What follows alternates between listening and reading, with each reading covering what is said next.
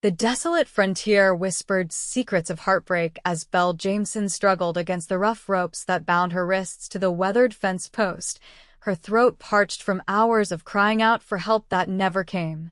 Wyoming Territory, 1878. The unforgiving summer sun beat down on Belle's fair skin, turning it an angry shade of red as tears streaked down her dust-covered face. Her once pristine blue calico dress was now torn and soiled, a painful reminder of the violent argument with her father that had led to this cruel punishment.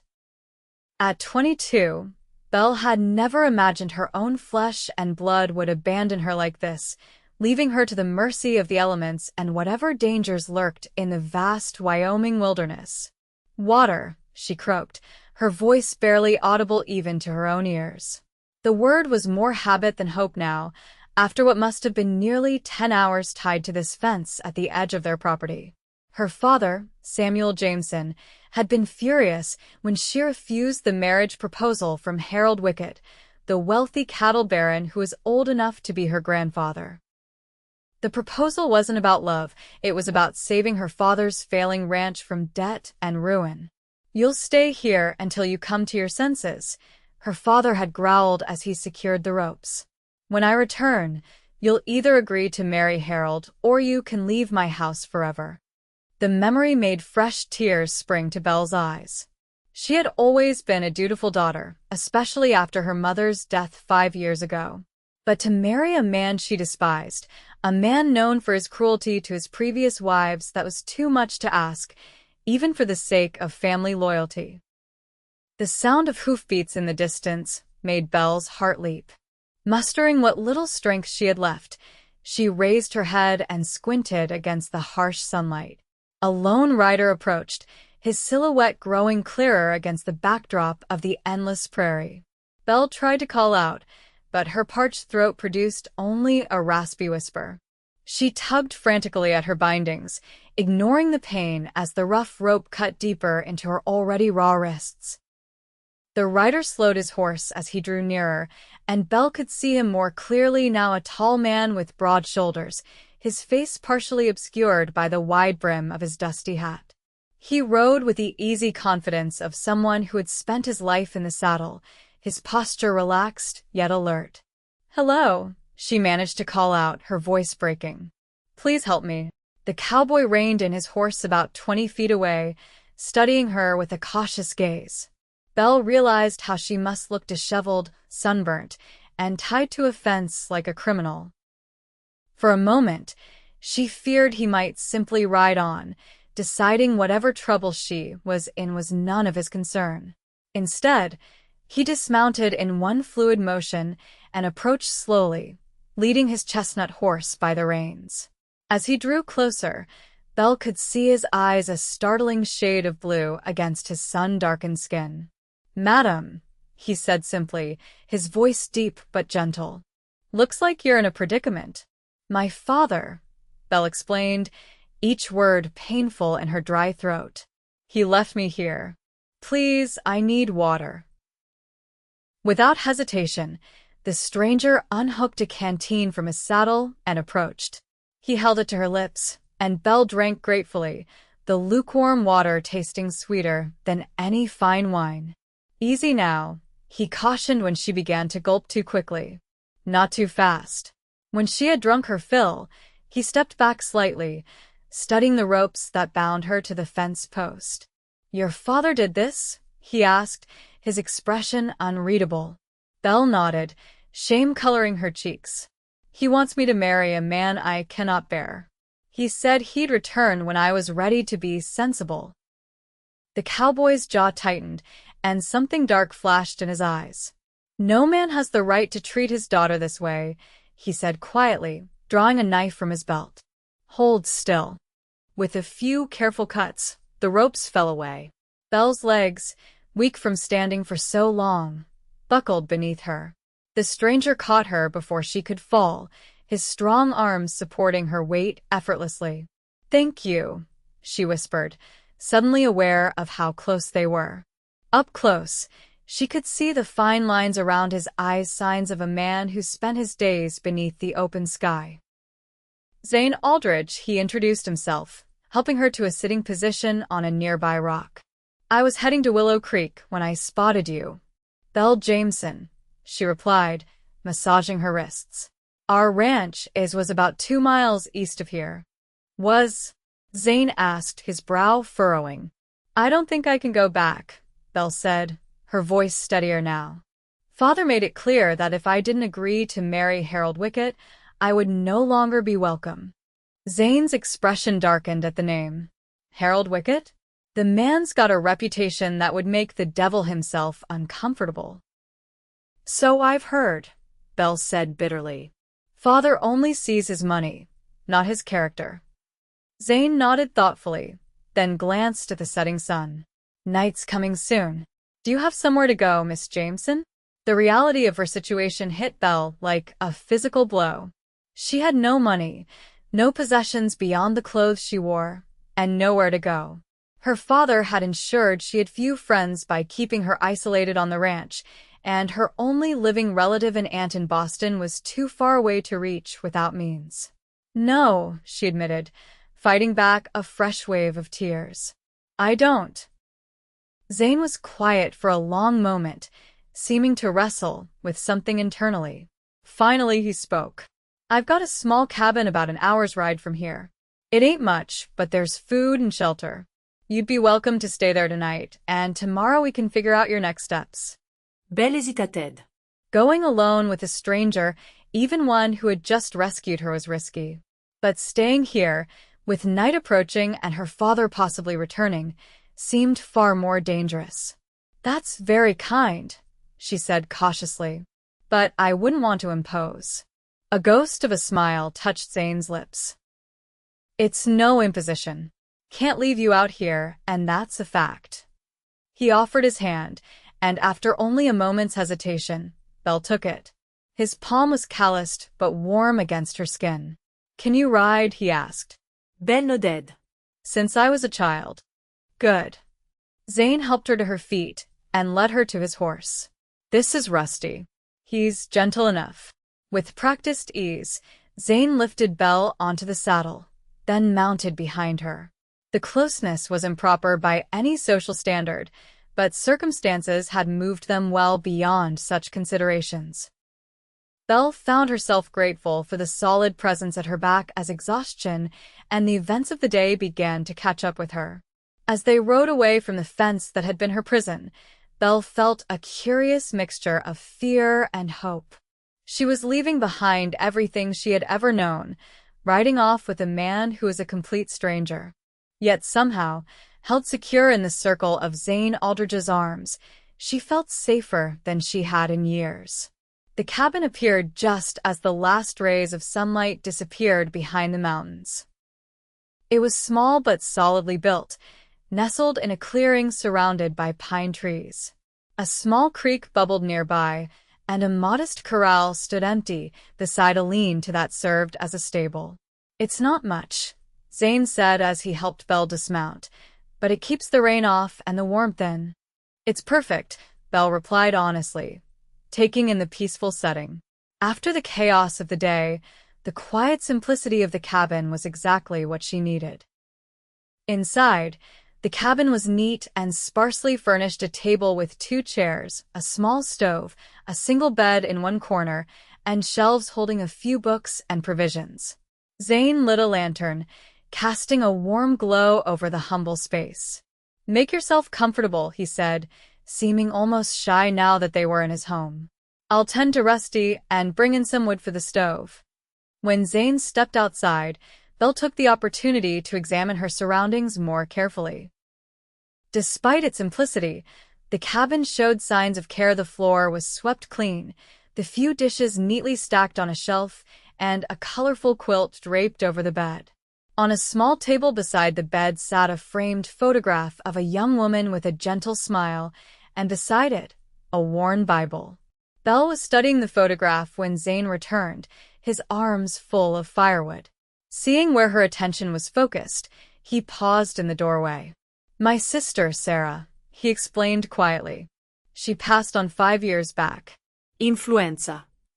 I'm sorry, Belle said, recognizing the lingering grief in his voice. I lost my mother to the same about 5 years ago. Zane nodded, setting the wood beside the stove.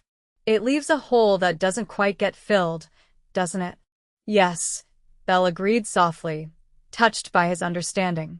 A companionable silence fell between them as Zane built a fire in the stove. Belle watched his methodical movements, noting the care with which he arranged the kindling and logs. There was something comforting about his quiet efficiency.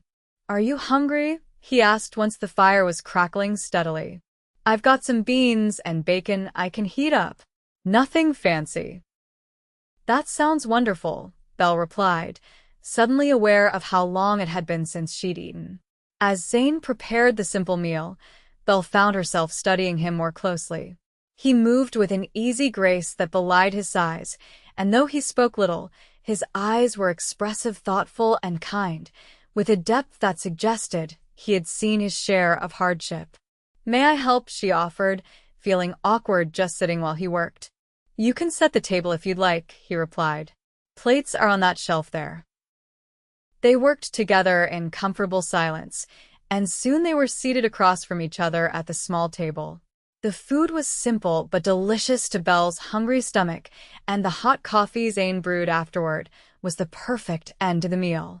"Thank you," Belle said as she cradled the warm cup between her hands. "Not just for the meal, but for everything. I don't know what would have happened if you hadn't come along." Zane looked uncomfortable with her gratitude. Anyone would have done the same.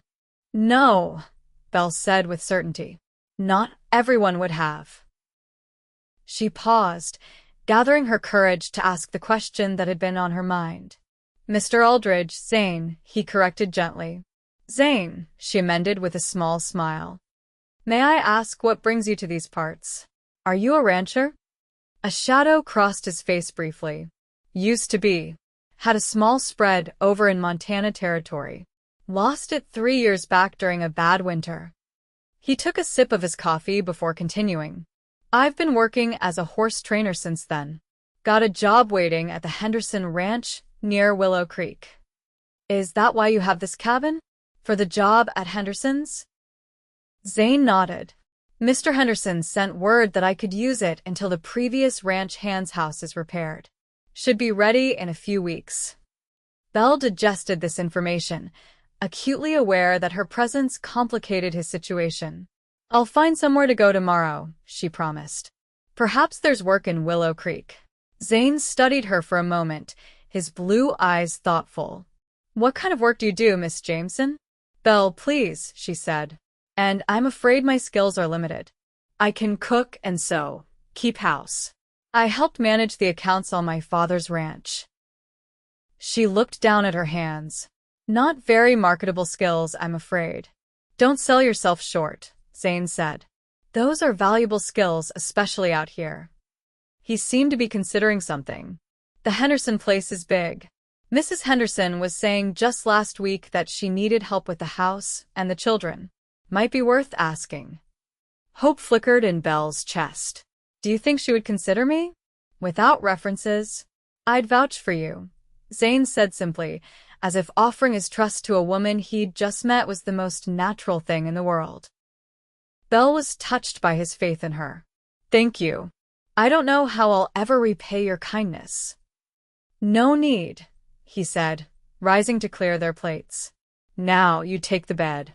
I'll make a pallet by the stove." Belle started to protest, but Zane shook his head firmly. "I won't hear arguments on this point, Miss Belle. You've had a trying day." Too exhausted to argue further, Belle gratefully accepted his offer. After Zane stepped outside to give her privacy, she removed her boots and outer dress, leaving on her chemise and petticoat. The bed, though simple, felt like heaven after her ordeal, and the clean scent of the quilt pine and something uniquely masculine that must be Zane was oddly comforting. She was nearly asleep when Zane quietly re-entered the cabin. Through half-closed eyes, she watched as he spread his bedroll near the stove, removed his boots, and stretched out, still fully clothed. The lantern light caught the strong profile of his face, as he stared thoughtfully at the ceiling. "Good night, Zane," she murmured sleepily. He turned his head, seeming surprised to find her still awake. "Good night, Belle," he replied softly. "Rest easy. You're safe now." And for the first time in longer than she could remember, Belle Jameson truly felt safe. Morning arrived with golden light streaming through the cabin's single window. Belle woke slowly, momentarily confused by her unfamiliar surroundings. The events of the previous day came rushing back, and she sat up, looking around the cabin. Zane was gone, his bedroll neatly packed away. The fire in the stove had been recently stoked, and a pot of coffee sat warming on top. Belle rose, quickly donning her wrinkled dress and attempting to smooth her tangled hair with her fingers. The cabin door opened, and Zane entered carrying a bucket of fresh water. He stopped short when he saw her standing there. "Good morning," he said, his voice gruff but kind. "Thought you might sleep longer after yesterday." "I've always been an early riser," Belle replied with a small smile. "The ranch doesn't run itself." Zane nodded in understanding. "There's coffee, and I can make some flapjacks if you're hungry." "I'd be happy to cook," Belle offered, eager to be useful. "It's the least I can do." Zane hesitated, then nodded, setting the water bucket near the stove. "Flour and such are in that bin there. I'll go check on Rusty." When he returned, Belle had a stack of golden flapjacks waiting and the table set. They ate in comfortable silence, the morning sunlight casting a peaceful glow over the simple meal. "I thought we might ride into Willow Creek today," Zane said as they finished eating. "See about that position at the Hendersons, if that suits you." Belle nodded gratefully. "Yes, I'd like that very much." "There's a creek just behind the cabin," Zane added, a hint of color touching his cheeks. "If you'd like to freshen up, I'll give you privacy." Belle appreciated his consideration. Her face and hands were still grimy from her ordeal, and her hair was a tangled mess. "Thank you. I won't be long." The cool creek water was refreshing as Belle quickly washed her face and arms. She did her best to smooth and rebraid her long brown hair, wishing she had a proper brush. Her dress was wrinkled and slightly torn, but there was nothing to be done about that.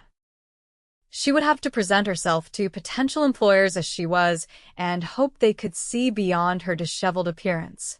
When she returned to the cabin, Zane was waiting with Rusty saddled and ready.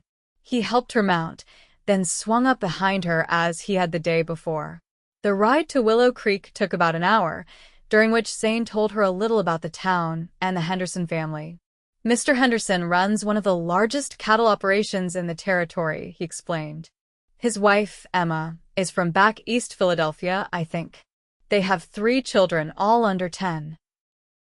"Have you known them long?" Belle asked. "Met Mr. Henderson at a horse auction in Cheyenne last spring.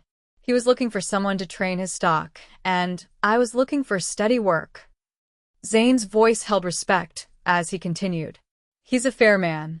Treats his workers well." Willow Creek came into view as they crested a small hill. It was larger than Belle had expected, a proper town with a main street lined with businesses, a church steeple visible above the rooftops, and houses scattered around the perimeter. Several large ranches could be seen in the distance, their sprawling buildings testament to the prosperity of the area. Belle felt a flutter of anxiety as they rode down the main street. People turned to look at them with curious expressions. A disheveled young woman riding double with a cowboy was bound to attract attention. She straightened her spine, determined to face whatever came with dignity. Zane seemed to sense her discomfort. "Don't mind them," he said quietly. "Small towns run on gossip, but the good folks outweigh the judgmental ones." They stopped first at the general store, where Zane insisted on purchasing a few necessities for Belle: a hairbrush, a bar of soap, and a simple blue dress that the shopkeeper's wife helped select. Belle protested the expense, but Zane was firm. "You can pay me back when you're settled," he said, ending the discussion. With a package of new items safely secured to the saddle, they continued to the Henderson ranch, which lay about 2 miles outside of town. It was impressive, a large, well-maintained main house, numerous outbuildings, and vast pastures dotted with cattle and horses. As they approached the house, a woman emerged onto the porch. She was in her early 30s, blonde hair neatly pinned up, wearing a practical but well-made dress. Her expression was curious, but not unwelcoming. "Zane Aldridge," she called as they drew closer. "We weren't expecting you until next week." Zane touched the brim of his hat respectfully. "Mrs. Henderson. Hope it's not an inconvenience that I've arrived early." "Not at all," she replied, her gaze shifting to Belle with open curiosity. They dismounted, and Zane made the introductions. "Mrs. Henderson, this is Miss Belle Jameson." "Belle, this is Mrs. Emma Henderson."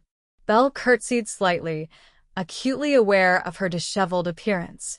"It's a pleasure to meet you, Mrs. Henderson." Emma Henderson's kind eyes took in Belle's condition with a glance that missed nothing. "Likewise, Miss Jameson. Please come inside. You look like you could use a cup of tea." Inside the spacious, well-appointed home, Belle sat somewhat nervously at the kitchen table while Mrs. Henderson prepared tea. Zane had excused himself to speak with Mr. Henderson about his duties, leaving the women alone. "Now, Mrs.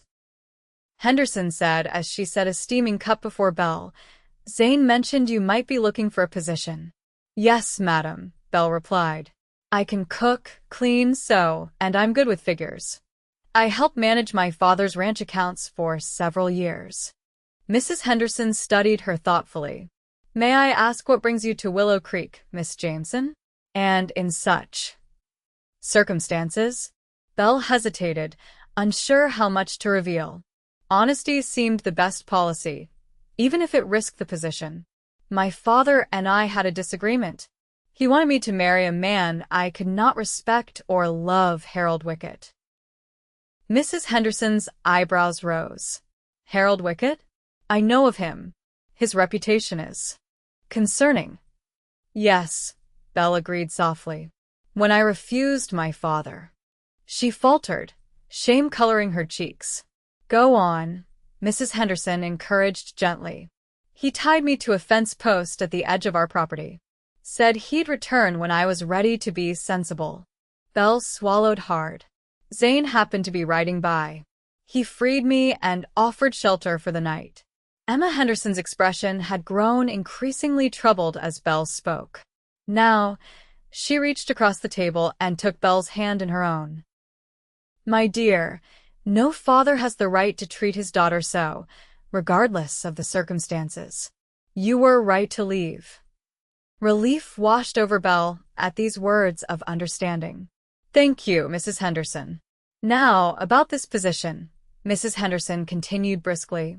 "I do indeed need help. My housekeeper left last month to marry, and I've been struggling to manage the house and 3 energetic children on my own. The position would include room and board, of course, and a monthly wage of $20. Would that be acceptable?"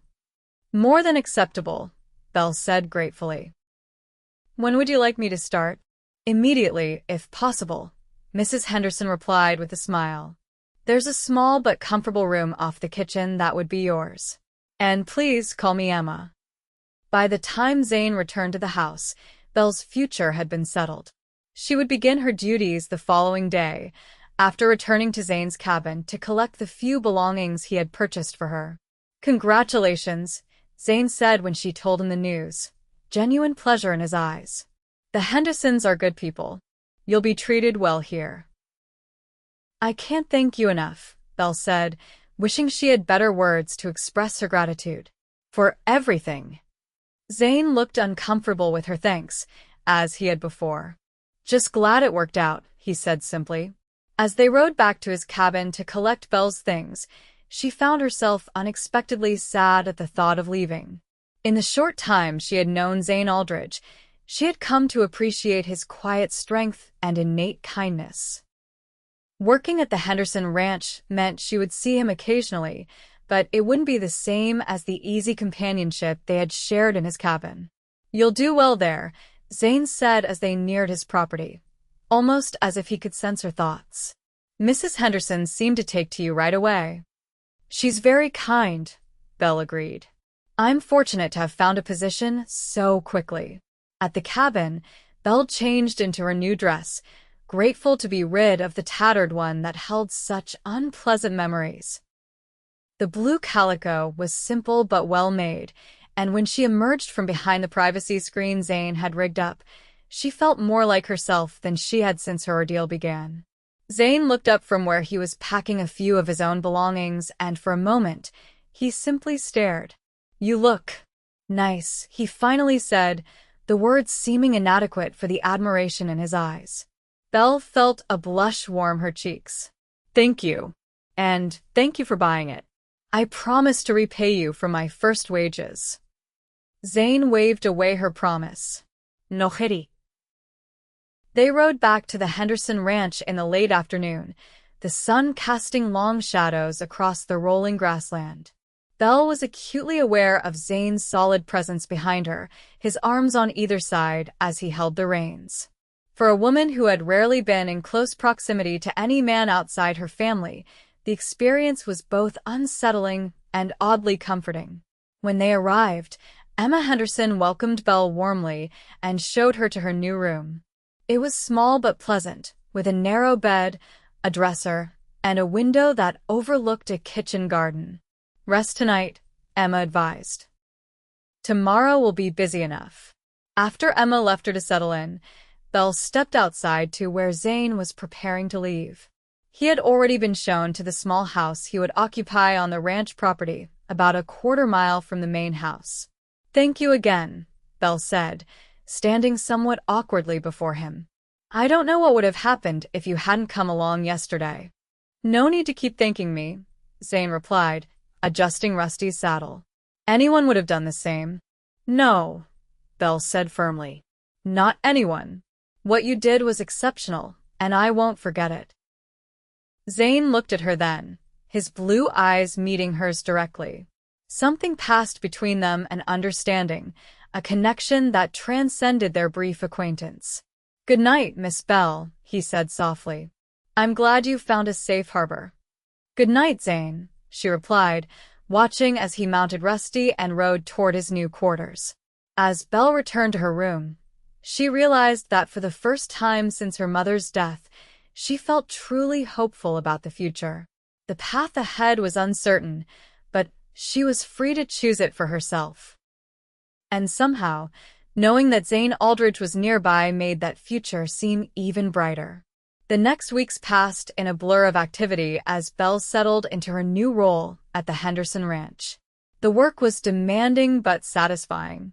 Emma Henderson proved to be a kind employer, and her 3 children, William, age 9, Charlotte, age 7, and Henry, age 4, quickly warmed to Belle.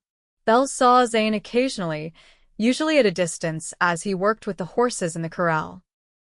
Sometimes he would take his meals at the main house, sitting quietly at the end of the table, offering brief, thoughtful contributions to the conversation.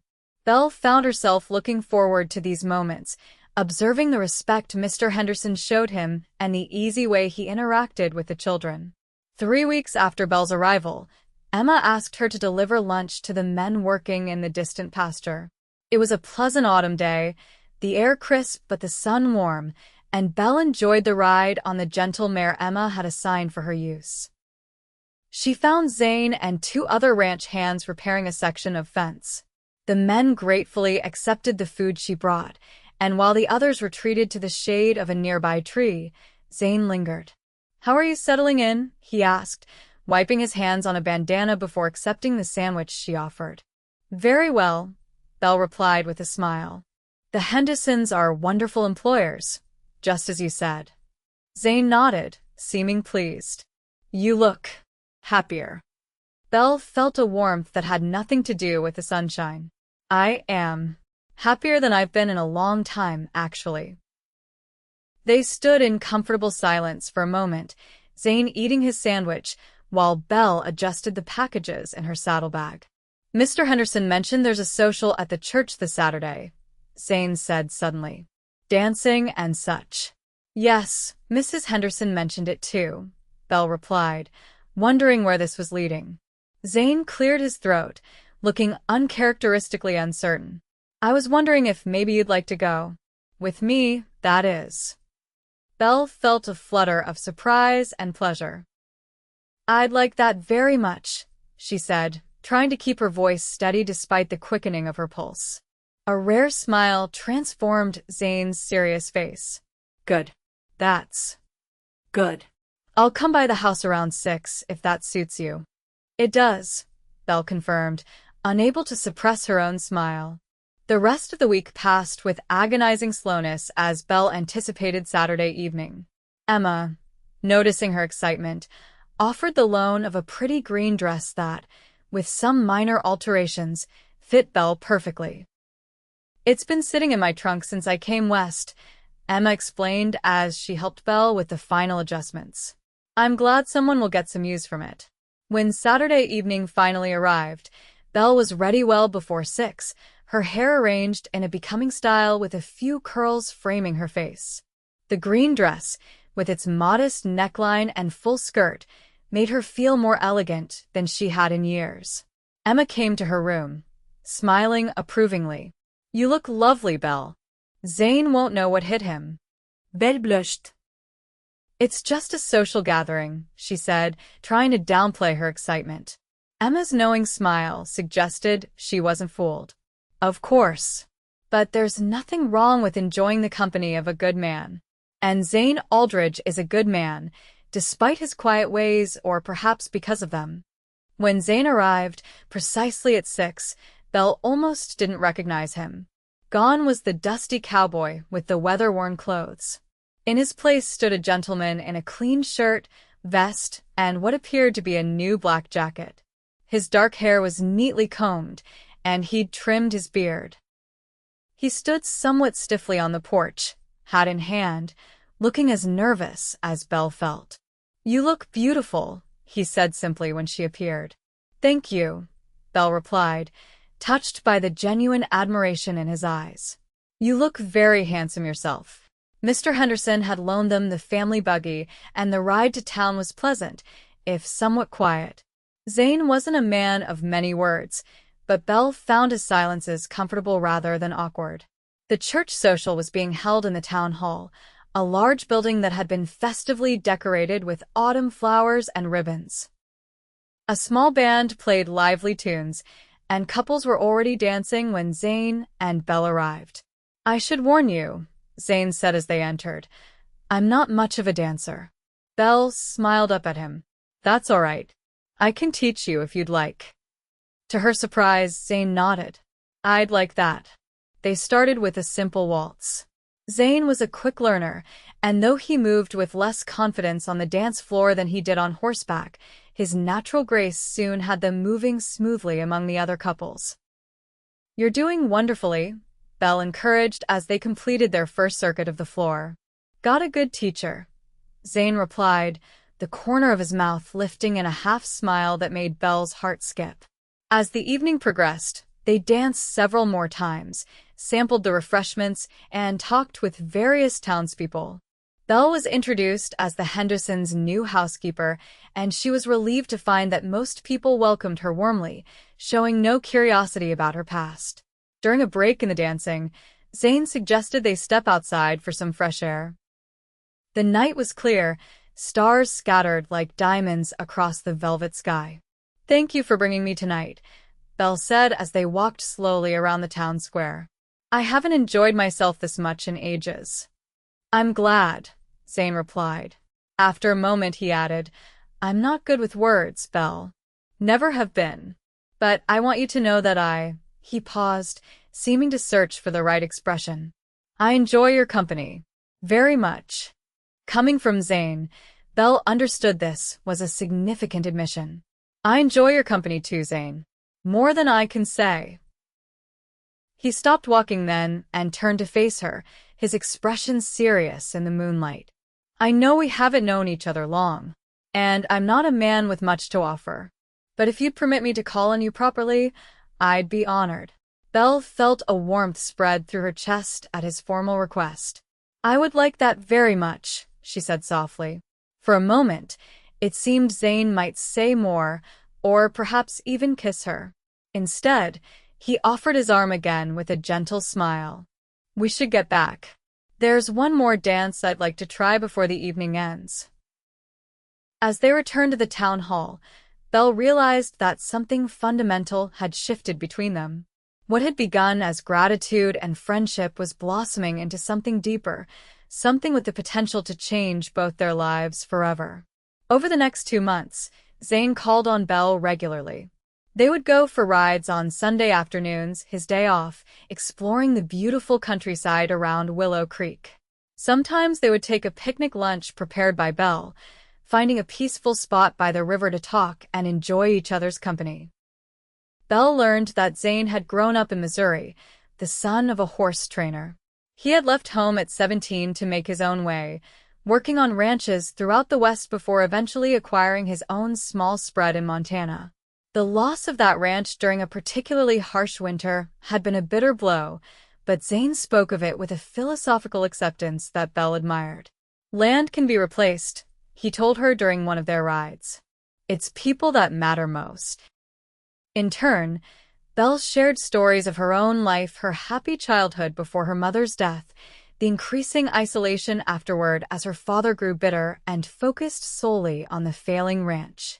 She even told Zane about her brief engagement 3 years earlier to a young man who had left for California without her when gold fever struck.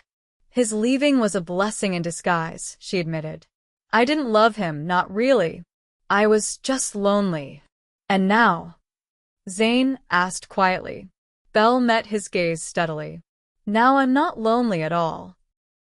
As winter approached, their outings sometimes gave way to evenings in the Hendersons' parlor, where they would play checkers or simply talk while Emma worked on her needlepoint nearby, providing the proper chaperonage expected for a courting couple. The first snow came in early December, transforming the landscape into a glistening wonderland. Zane arrived at the main house one evening with a special surprise, a sleigh he had borrowed from a neighboring rancher. Thought you might enjoy a ride, he said, his breath forming clouds in the cold air. Bundled in warm clothes and wrapped in blankets, they glided over the snow-covered fields, the sleigh bells creating a magical melody. Under the cover of the blankets, Zane's gloved hand found Belle's, their fingers intertwining. I've never been happier than I am right now, Belle confessed, her cheeks pink from the cold and her eyes bright with joy. Zane's expression softened as he looked at her. Neither have I, Belle. Neither have I. As Christmas approached, the entire Henderson household busied itself with preparations. Belle helped the children make decorations and assisted Emma with baking special treats. Zane, who had proven himself invaluable to Mr. Henderson, was now treated almost like family and was included in all the holiday plans. On Christmas Eve, after a festive dinner with the Hendersons, Zane asked Belle to step outside with him for a moment. The night was clear and cold, stars twinkling overhead and the snow crunching beneath their boots. I have something for you, Zane said, reaching into his pocket. It's not much, but... He handed her a small package wrapped in brown paper and tied with a simple red ribbon. Belle opened it carefully to find a delicate silver locket. It was my mother's, Zane explained as Belle examined the beautiful piece. My father gave it to her on their wedding day. I've kept it all these years, waiting for. He trailed off, but Belle understood what he couldn't quite say. Waiting for the right person. Waiting for her. It's beautiful, she whispered, deeply touched by the personal nature of the gift. But Zane, I can't accept something so precious. You can, he insisted gently. I want you to have it. There's no one else I'd ever want to give it to. Belle's heart swelled with emotion. Will you help me put it on? Zane carefully fastened the locket around her neck, his fingers brushing against her skin. When he finished, he didn't step back. Instead, he rested his hands lightly on her shoulders, his gaze holding hers. Belle, he said, his voice low and earnest, I know I'm not a man of wealth or education, but I love you. I think I've loved you since the moment I found you by that fence, so brave despite everything you'd been through." Belle felt tears spring to her eyes at his heartfelt declaration. Oh, Zane. "I love you too. So much." Slowly, giving her every chance to pull away, Zane lowered his head and kissed her. It was a gentle kiss, tender and respectful, but it held a promise of deeper passion. Belle responded with all the love that had been growing in her heart these past months. When they finally parted, Zane rested his forehead against hers. "I should have asked first," he murmured. "I would have said yes," Belle replied with a smile. They stood together in the peaceful winter night, the warmth of their newfound love keeping the cold at bay. For Belle, who had once been abandoned and left to the mercy of strangers, it was a moment of perfect contentment and security. And for Zane, the quiet cowboy who had spent so many years alone, it was the beginning of a future brighter than he had ever dared to imagine. Spring arrived in a riot of wildflowers and new beginnings. Zane and Belle's courtship had continued through the winter months, growing deeper and more certain with each passing day. They had faced challenges: a brief, frightening encounter with Belle's father when he came looking for her in February, a bout of pneumonia that had Zane bedridden for 2 weeks in March, but these trials had only strengthened their bond. Now, with April's gentle breezes softening the land, they stood together on a hilltop overlooking the Henderson ranch, planning their future. "Mr. Henderson offered me a permanent position as his foreman," Zane said, his arm around Belle's waist. "The current one is retiring come summer." "That's wonderful news," Belle replied, genuinely pleased. "You've more than earned his trust." Zane nodded, his expression thoughtful. "It means we could stay here. Build a life." He paused, turning to face her fully. "If that's what you want." Belle smiled up at him. "What I want is to be with you, Zane." "Here or anywhere else." Taking a deep breath, Zane reached into his pocket and pulled out a small, worn velvet box. "I've been carrying this around for weeks, waiting for the right moment." He opened the box to reveal a simple gold band with a small pearl. "It was my grandmother's. Belle Jameson, would you do me the extraordinary honor of becoming my wife?" Though she had anticipated this moment, the reality of it, Zane looking at her with such love and hope in his eyes, brought tears to Belle's eyes. "Yes," she whispered. "Yes, with all my heart." Zane slipped the ring onto her finger, his hands trembling slightly. "I promise to spend every day trying to be worthy of your love," he said, his voice thick with emotion. "You already are," Belle assured him, rising on tiptoe to kiss him. Their wedding was held on the first day of May, a perfect spring morning. The Henderson family had insisted on hosting the ceremony and celebration in their garden, which was abloom with early flowers. Emma had helped Belle sew a simple but elegant wedding dress of ivory silk, and the Hendersons' daughter Charlotte served as her flower girl. Belle had no family present. Her father had made his feelings clear during his February visit, when he had demanded she return home, and she had firmly refused. But she didn't feel the lack. The community of Willow Creek had embraced her, and the church was filled with people who had become friends over the past months. Zane stood waiting for her at the garden altar, looking both nervous and impossibly handsome in his new suit. When Belle appeared, walking down the petal-strewn path on Mr. Henderson's arm, Zane's face transformed with a joy so pure it brought tears to many eyes. "Dearly beloved," the minister began as Belle reached Zane's side and their hands joined. "We are gathered here today to witness the union of this man and this woman in holy matrimony." The ceremony was simple but deeply meaningful.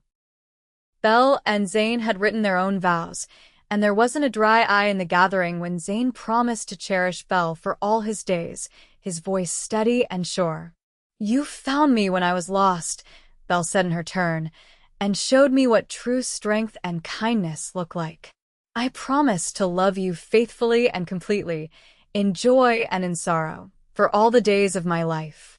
When the minister pronounced them husband and wife, Zane's kiss was both tender and passionate, a promise of the life they would build together.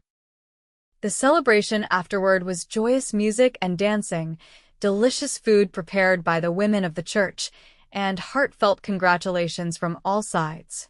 As the afternoon waned, Belle and Zane slipped away to the small house that would be their home. It had been the foreman's house, but Mr. Henderson had insisted on having it thoroughly renovated as his wedding gift to them. "Welcome home, Mrs. Aldridge," Zane said softly as he carried Belle across the threshold. "Home," Belle repeated, looking around at the simple but comfortable rooms that they would share. "I never thought I'd find a true home again after Mother died. But you gave me that, Zane. You gave me everything." Their first night as husband and wife was a revelation of tenderness and passion.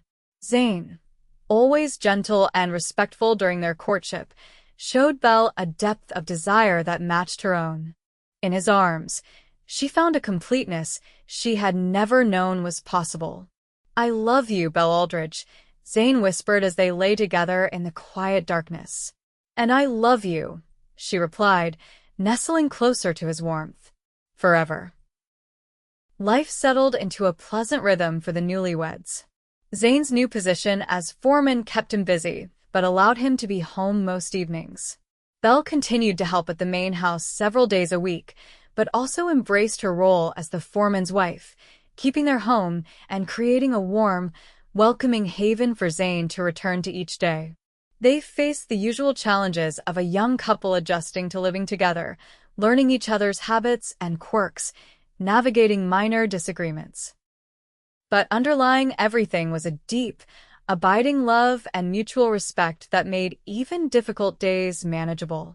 In the autumn of their first year of marriage, Belle discovered she was expecting a child. Zane's reaction to the news was everything she could have hoped for, joy mingled with protective concern for her well-being. "A baby," he said in wonder, his hand gentle on her still, flat stomach. "Our baby." As Belle's pregnancy progressed, Zane became even more attentive, ensuring she rested properly and had everything she needed. Emma Henderson, herself a mother of 3, became Belle's confidant and advisor, helping her prepare for the baby's arrival. Their son, Daniel Zane Aldridge, was born on a crisp May morning, almost exactly 1 year after their wedding. He had his father's blue eyes and his mother's determined spirit, evident from his first lusty cry. "He's perfect," Zane whispered, holding his son for the first time with careful, awestruck hands. "Just like his mother." Belle watched her husband and son together, her heart so full it seemed it might overflow. From the darkest day of her life, abandoned and bound to a fence post by her own father, had come this extraordinary happiness. The path had been unexpected, but it had led her exactly where she was meant to be. As Daniel grew from infant to toddler, the Aldridge household was filled with laughter and love. Zane proved to be a natural father, patient and playful with his son. Though his work kept him busy, he always made time for his family, often bringing Daniel with him on short rides around the ranch when the weather was fine. In the spring of Daniel's second year, Mr. Henderson approached Zane with an unexpected proposition. "I'm getting older," the rancher explained one evening as he and Zane sat on the Aldridge's porch after dinner.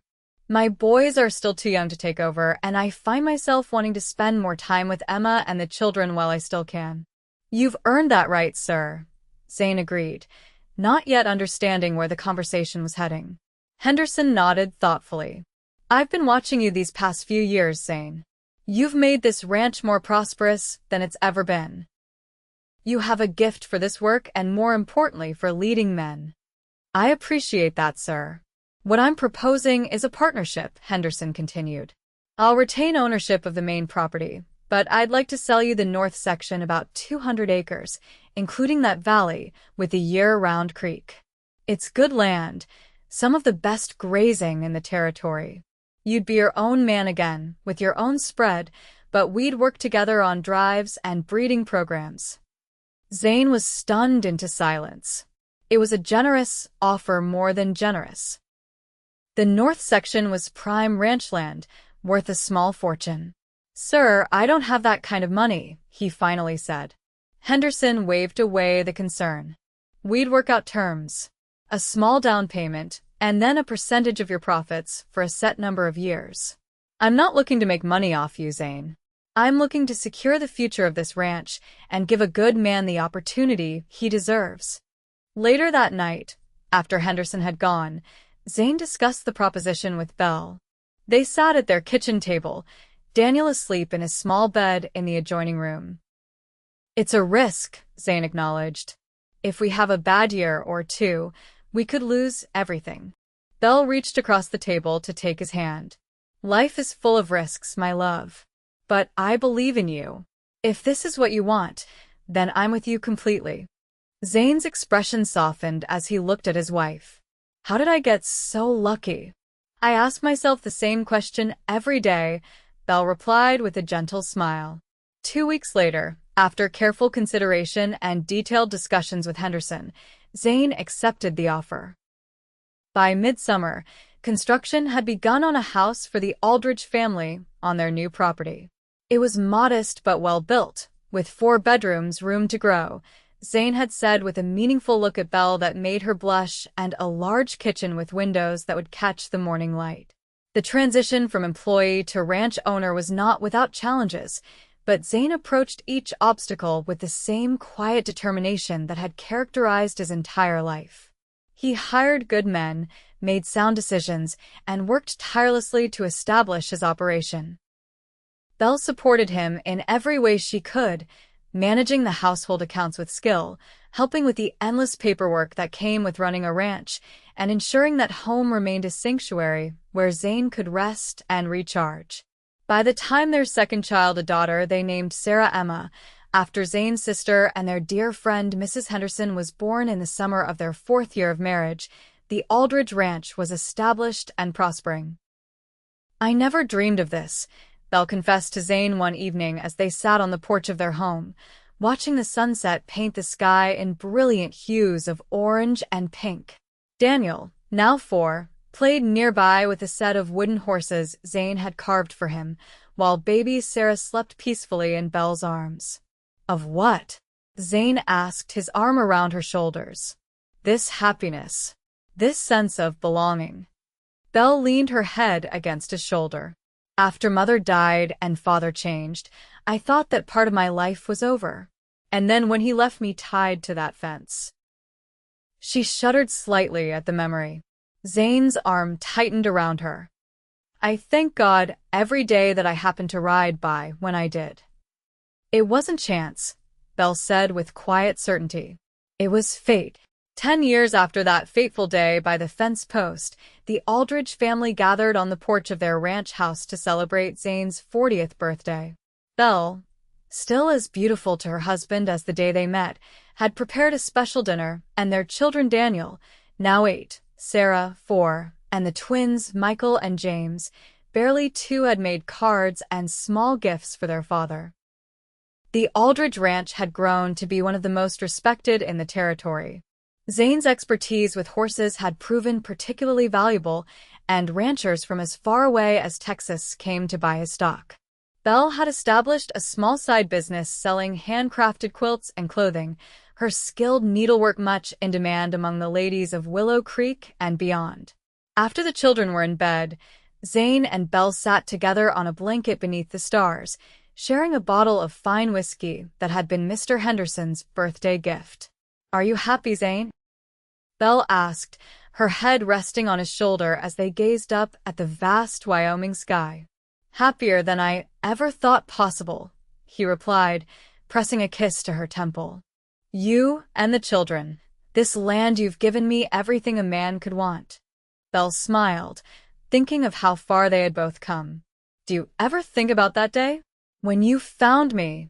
"Often," Zane admitted. "I remember how brave you were, despite everything. How you held your head high even when you were at your most vulnerable."